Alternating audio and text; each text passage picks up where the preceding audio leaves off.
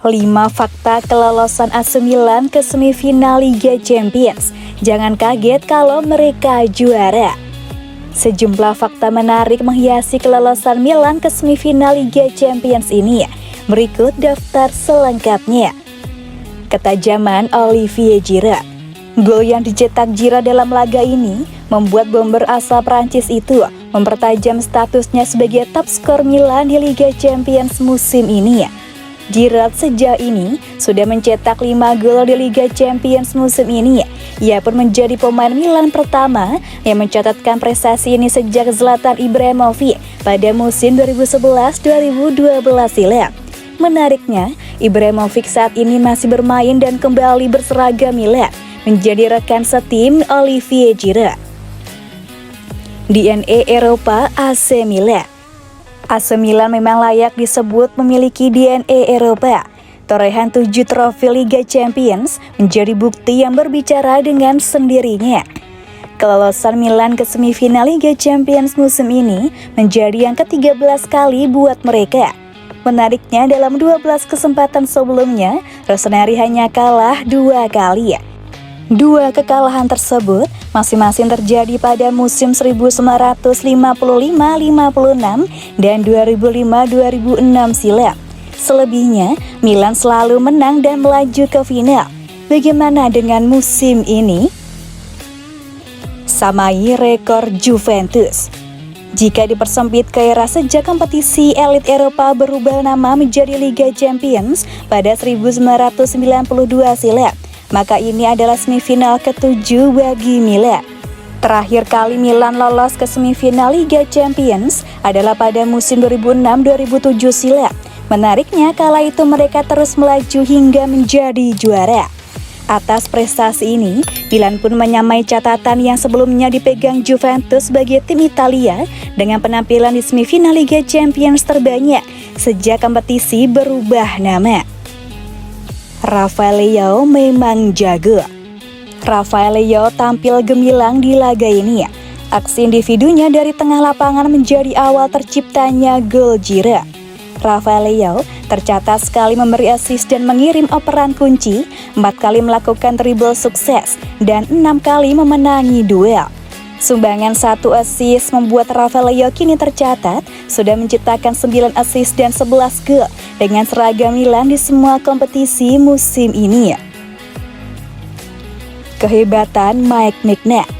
Satu kunci utama kesuksesan Milan lolos ke semifinal lainnya adalah penampilan luar biasa penjaga gawang Mike Maignan di bawah Mister.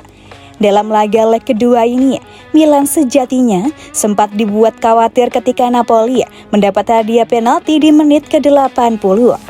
Kvisha Kvaratskhelia pun maju menjadi algojo.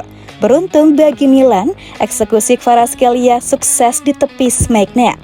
Sepanjang karirnya, Maignan kini tercatat sudah menggagalkan 14 dari 45 eksekusi penalti yang ia hadapi.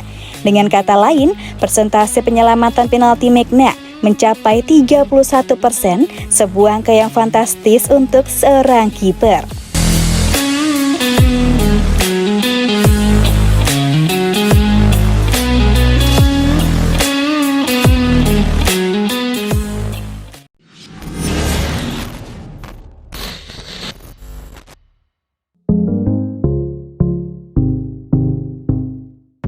Bahagia, Rafael Leao tegaskan ingin bertahan di AC Milan. Rumor Rafael Leao cabut dari AC Milan di musim panas nanti nampaknya tidak akan jadi kenyataan. Sang winger baru-baru ini mengungkapkan tekadnya untuk bertahan di San Siro pada musim depan. 2 tahun terakhir, Leao berkembang menjadi sosok yang krusial di AC Milan. Ia berhasil menjadi salah satu mesin gol mematikan milik Rossoneri. Ketajaman Leao ini mengundang perhatian banyak klub top Eropa. Alhasil, ia digosipkan akan cabut dari San Siro di musim panas nanti. Namun para Milanisti bisa bernafas lega karena Leao baru-baru ini menegaskan bahwa ia tidak berminat cabut dari Milan. Di wawancarai Sky Sport baru-baru ini, Leao angkat bicara terkait masa depannya di Milan. Ia menyebut bahagia bersama Rossoneri sehingga ia tidak mau berpaling untuk saat ini. Ya, Saya ingin bertahan di Milan. Saya merasa seperti di rumah saat bermain untuk AC Milan, jadi saya sangat gembira bisa berada di sini, ujar Leo. Saat ini, yang jadi masalah adalah kontrak Leo sudah semakin menipis di San Siro.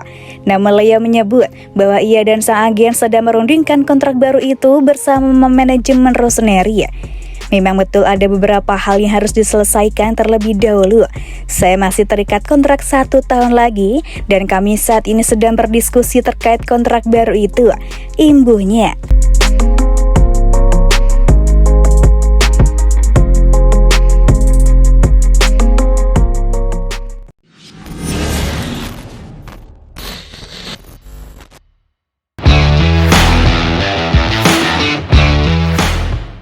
Kartu kuning hantu untuk Sandro Tonali.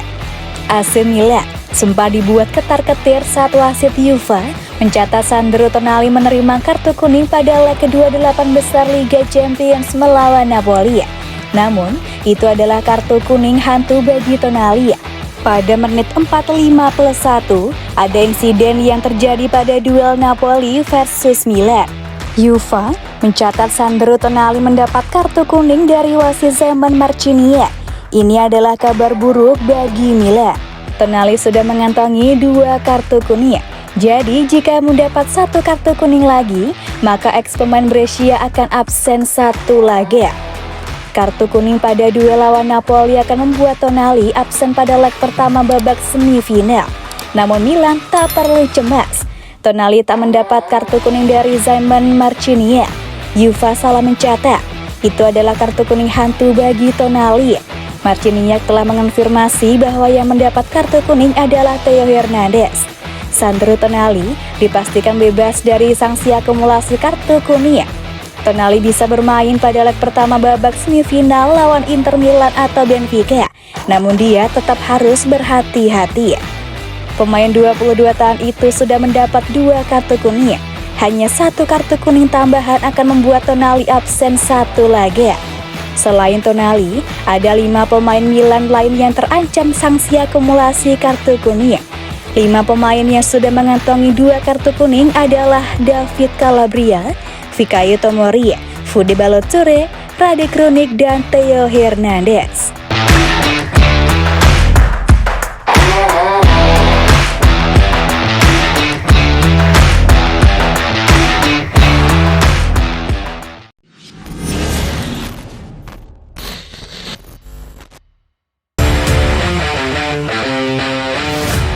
Ancelotti senang Real Madrid dan AC Milan lolos, siap derby Don Carlo di final Liga Champions.